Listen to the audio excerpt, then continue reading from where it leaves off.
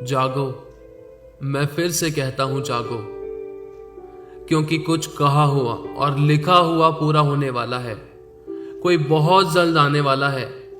कहीं ऐसा ना हो कि तुम सोते ही रह जाओ और बादलों में तुम्हें साथ लेकर जाने वाला कहीं अकेला जाने पर मजबूर ना हो जाए। वो अनंत हसीन और जन्नत सी जिंदगी पल भर में कहीं हाथों से ना निकल जाए और अपनी बुराइयों के बिस्तरों और अभिलाषाओं के बिस्तरों से जागो। हर पाप की नींद से जागो, कहीं देर ना हो जाए और अपने आप को पहचानो, अपने अभिषेक और अपनी सामर्थ को जानो। इंतजार हो रहा है तुम्हारा इस दुनिया में। वचन कहता है ये पृथ्वी परमेश्वर के पुत्रों के प्रकट होने की बाट जो रही है, कि कोई तो ऐसा हो जो लोगों को नरक की कभी ना बुझने वाली आग से बचाए और हर उस पाप से बचाए जिसका फल मौत है। नरक की ओर भीड़ की भीड़ चली जा रही है और जो तुम्हें बादलों में लेने आने वाला है, उसने तुम्हारे लिए प्रार्थना की है कि तुम्हारा विश्वास ना डगमगाए, तुम्हारा मन आनंद से भर जाए और जो काम हमें करना है वो पूरा हो जाए। हर एक मनुष्य की आत्मा नरक जाने से बचा ली जाए। और वचन कहता है कि हर एक को अपने अपने कामों के अनुसार लेखा देना है, जैसे कि पहला कुरिन्थियों 6:9 से 11 तक में लिखा है कि क्या तुम नहीं जानते कि अन्यायी लोग परमेश्वर के राज्य के वारिस ना होंगे। धोखा ना खाओ, न वैश्यगामी, न मूर्ति पूजक, न परस्त्रीगामी, न लुच्चे, न पुरुषगामी, न चोर, न लोभी, न पियक्कड़, न गाली देने वाले, न देर करने वाले परमेश्वर के राज्य के वारिस ना होंगे। जीव के वश में मृत्यु और जीवन दोनों होते हैं। जो इसे काम में लाना जानता है वो इसका फल भोगेगा। इसीलिए मैं फिर से कहता हूं कि जागो और अपने गुणों, अपनी सामर्थ्य और अभिषेक को पहचानो। लेकिन जरूर ध्यान रखना, क्योंकि तुमने जो कभी पाया वो कभी सोचा नहीं, और जो सोचा वो कभी मिला नहीं, जो मिला वो कभी राज आया नहीं, जो खोया वो याद आता है, पर जो पाया वो कभी संभाला जाता नहीं। तुम सब के सब अपने अपने चाल चलन पर ध्यान करो, क्योंकि आज एक बहुत बड़ा प्रश्न हमारे सामने आ खड़ा हुआ है। जो भी तुम्हारे पास है और जो भी सेत में मुफ्त अधिकार तुम्हें दिए गए हैं, जो किसी अन्य जाति व अविश्वासी के पास नहीं है, क्या उसके अनुसार हम सभी करते पाए जा रहे हैं या नहीं? खुल जाएंगी किताबें जब भी हिसाब होगा। न्याय का तराजू परमेश्वर यहोवा के हाथ होगा। जहां कोई रिश्वत, सिफारिश, प्रेम, दया और माफी का शब्द नहीं सुनाई पड़ता, जहां सिर्फ हाँ की हाँ और ना की ना है, क्योंकि वचन कहता है कि यीशु को भी स्वर्गीय पिता ने पवित्रताई और अपनी व्यवस्था के अनुसार छोड़ दिया, क्योंकि पूरे जगत के पाप प्रभु यीशु ने अपने ऊपर लेकर कहा कि हे पिता, इन्हें क्षमा कर कि ये नहीं जानते कि ये क्या कर रहे हैं। तो फिर हम क्या हैं? क्योंकि परमेश्वर का वचन कहता है कि परमेश्वर यहोवा के सामने से पृथ्वी और आकाश भाग गए और उन्हें कहीं जगह ही ना मिली, क्योंकि यहोवा परमेश्वर पवित्रताई के कारण महाप्रतापी है।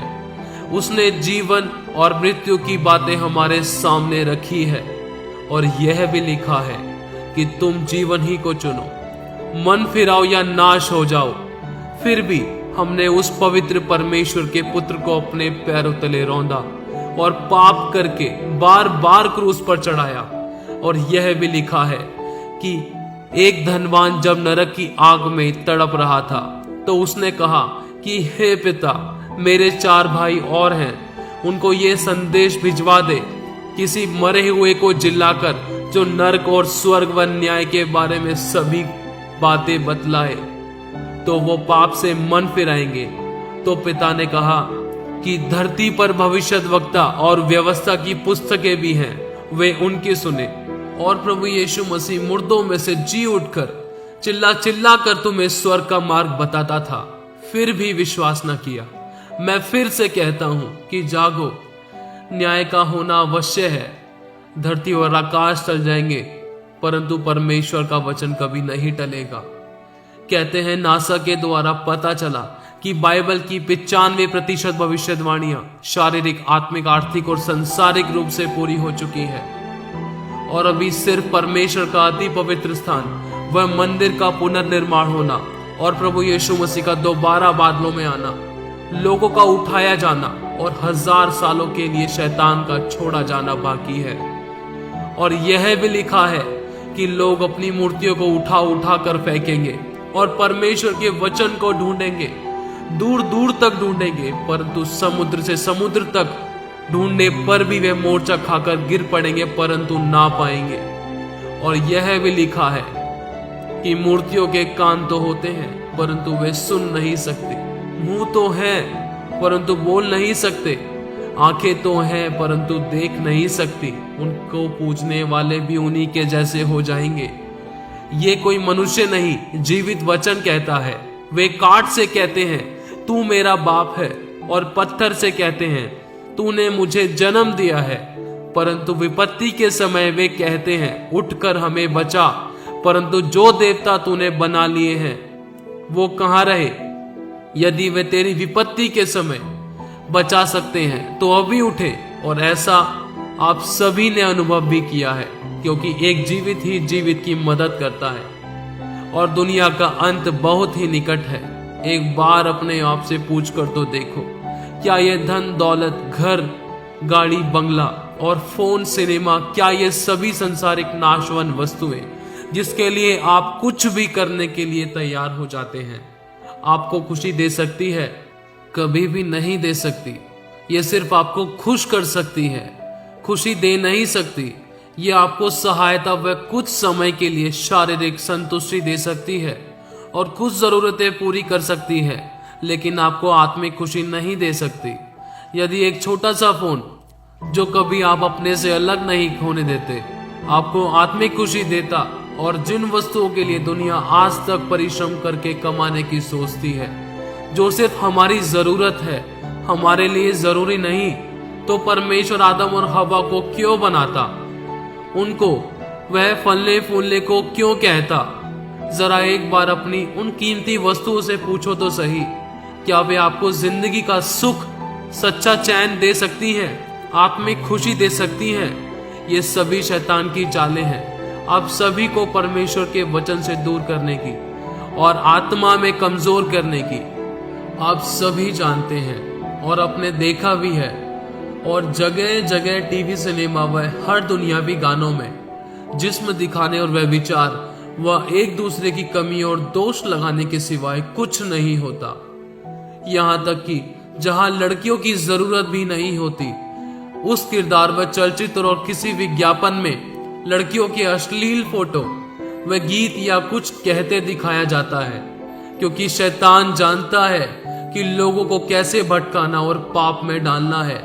बस मैं फिर आप सभी से कहता हूं, जागो, शैतान की चालों और परमेश्वर की योजनाओं से अनजान मत रहो।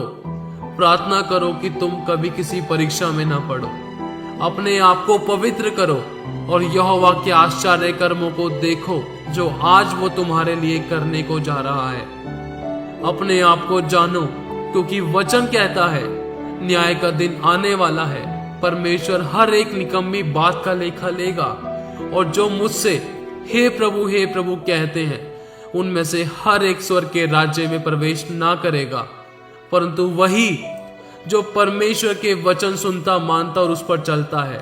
क्योंकि मैं जब भूखा था और तुमने मुझे खाने को ना दिया, और मैं प्यासा था और तुमने मुझे पानी नहीं पिलाया, मैं परदेशी था, तुमने मुझे अपने घर में नहीं ठहराया, मैं नंगा था और तुमने मुझे कपड़े नहीं पहनाए, मैं बीमार और बंदी गृह में था तो और तुमने मेरी सुधि ना ली।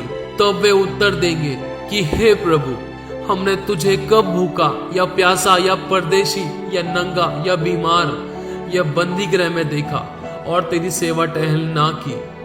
तब वह उन्हें उत्तर देगा, मैं तुमसे सच कहता हूं कि तुमने जो इन छोटे से छोटों में से किसी एक के साथ नहीं किया, वे मेरे साथ भी नहीं किया, और ये अनंत दंड भोगेंगे।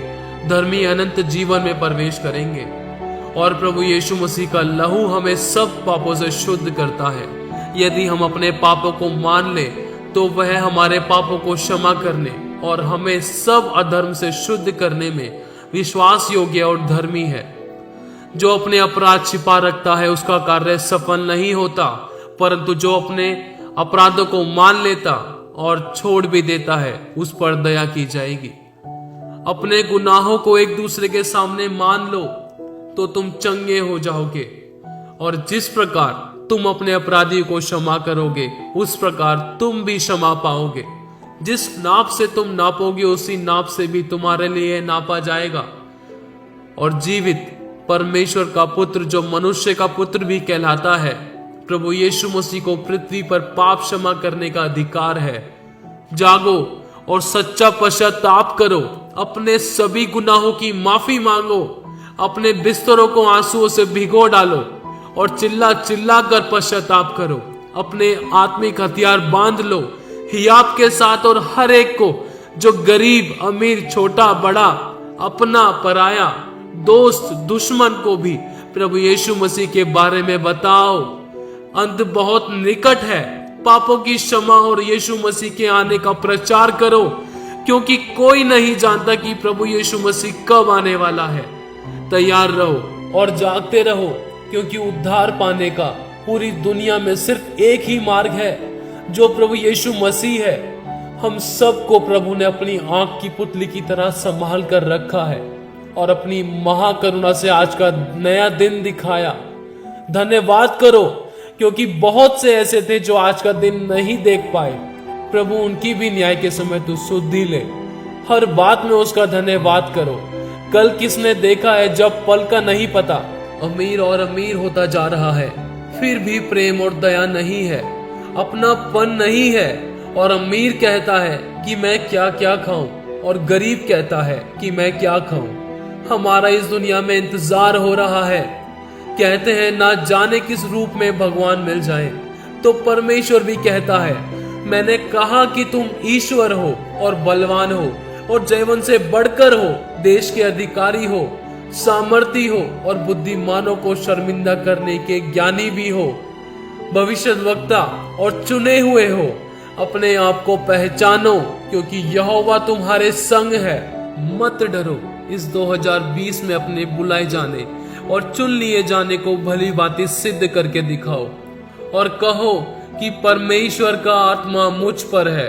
उसने मेरा अभिषेक किया है कि मैं प्रभु यीशु मसीह से बड़े बड़े काम करूं और अपने आप को सिद्ध करके दिखाऊं, क्योंकि वचन कहता है कि सिद्ध बनो, क्योंकि तुम्हारा बुलाने वाला सिद्ध है। और मैं फिर से कहता हूं कि जागो, अपने आप को पहचानो।